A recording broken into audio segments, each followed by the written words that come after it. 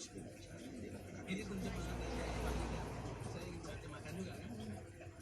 Lihat seluruh perdebatan kemarin, kami merasa ada pihak yang sibuk ingin mencari kemenangan. Oke. Tapi sementara kami ini berusaha mengatakan ini loh konsep bernegara keseluruhan, ini loh konsepnya, ini loh idenya, ini programnya gitu.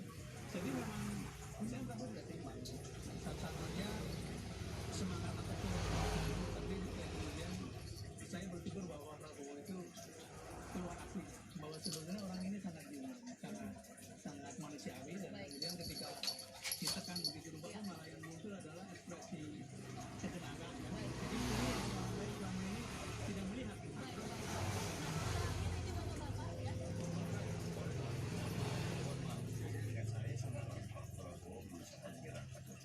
karena dia nggak mau itu kita kemudian beruang jadi NKRI dan lain sebagainya itu kan serangkaian dokumen, tapi itu saja sudah menyetop beliau itu untuk menandatangani gitu. Jangan dong, jangan dipaksa, tidak akan mengulangi tidak pidana.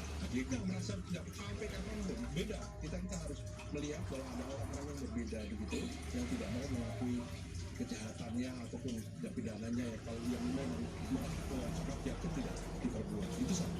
Kemudian kedua, tadi siang saya ketemu Pak Ustadz, ya jawabannya cuma satu.